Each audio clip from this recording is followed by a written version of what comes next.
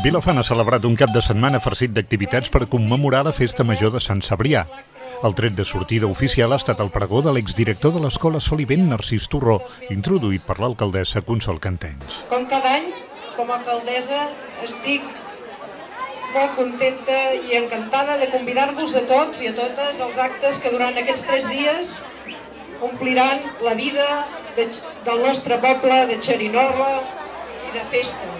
M'heu de perdonar, doncs, la gosadia d'haver acceptat llegir el pregó de la Festa Major d'enguany.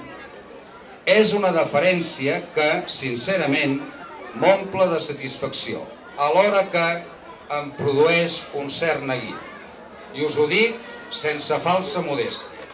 Soc conscient que en el poble hi ha moltes persones més conegudes i, sobretot, amb molts més mèrits per pregonar la festa. De fet, jo l'únic bagatge que puc posar davant vostre és haver dedicat 26 anys de la meva vida a treballar honestament en aquest poble i, sobretot, per aquest poble, fent de mestre. Han estat una trentena d'actes pensats per a tots els públics, amb cercaviles, concerts, atraccions, caminades, bicicletades, espectacles infantils, esports i balls. Actes que han gaudit d'una molt bona participació, gràcies també al bon temps que ha acompanyat aquest cap de setmana. No hi han faltat el monstruari de rock, aquest any també amb un mini-monster, o la baixada de carretons, un dels més divertits de tots. Aquí teniu les imatges d'alguns dels actes que han ambientat la Festa Major de Vilafant.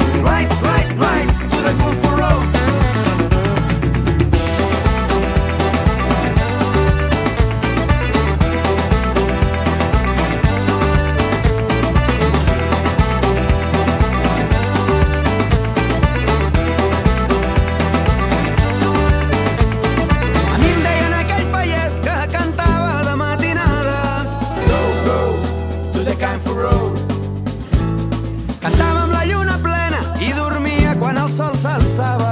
Go, go, to the camp for road.